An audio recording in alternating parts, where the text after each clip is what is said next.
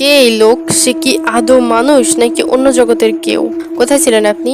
আপনি জানেন কত খুঁজেছি আমি আপনাকে। সে বলল, আগে বলুন, আপনি কি আমায় দেখে ভয় পাচ্ছেন না? আমি বললাম, এই মায়াবী মুখ দেখে কেউ ভয় পায় নাকি? সে বলল, একটু ভেবে দেখুন, কাল রাতে আমি আপনার স্বপ্নে এসেছিলাম, আর আজ এত রাতে আপনার রুমে কি করে আসতে পারি আমি?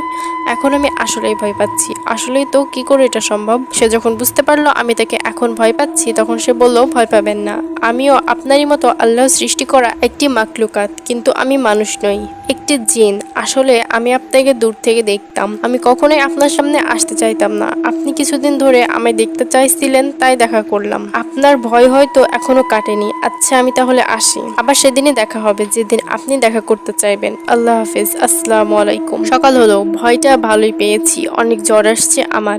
2 দিন চলে গেল এইভাবেই। তাকে নিয়ে যতটা ভয় পাইতেছি তার থেকে আরো অনেক বেশি তাকে দেখার ইচ্ছে হইতেছিল। সে নাই বা হোক মানুষ, তাও এমন একটা মায়াবী মুখ। আর যাই হোক, আমার কোনো ক্ষতি করবে না, এটা আমি জানি। তারপর 10 দিন পর ভাবলাম আজ রাতে তাকে ডাকবো, যদি দেখা হয়। রাত হলো, রাত 2টা বাজে, আজ চোখে ঘুম নেই, তাকে দেখার ইচ্ছে হচ্ছে।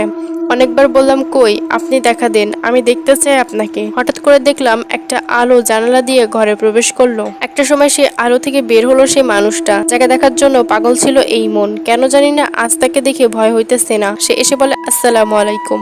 এখন কি ভয় পাচ্ছেন? আমি বললাম, ওয়ালাইকুম আসসালাম। আর ভয় লাগছে না। সে হালকা একটু হেসে বলল, বলেন কেন ডাকলেন আমায়?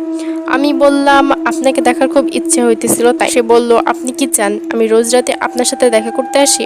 আমি বললাম, হ্যাঁ। সে বললে, তাহলে আপনাকে একটা কাজ করতে হবে। আমি বললাম, জি বলুন, কি কাজ? সে বলল, আমি একটা জিন, আর 5 ওয়াক্ত নামাজ পড়ি। আমি চাই আপনি 5 ওয়াক্ত নামাজ আদায় করুন, তাহলে আমি আপনার সাথে দেখা করতে আসতে পারি।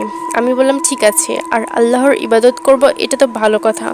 এভাবেই চলে গেল কিছুদিন। আমি এখন 5 ওয়াক্ত নামাজ আদায় করি। সেও তার কথা রেখে প্রতি রাতেই সে আসে দেখা করতে আমার সাথে।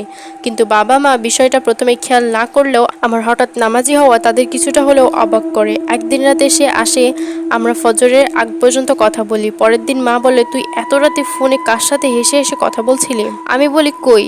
সে আমার ফোনটা চাইলো, আমিও দিয়ে দিলাম। মা বলল, রাতে ফোন আমার কাছে দিয়ে যাবি। আমি বললাম, ঠিক আছে। মা তো আর জানতো না আমি ফোনে নই, তার সাথে সামনে বসেই কথা বলি। আরো কিছুদিন এভাবেই চলে গেল।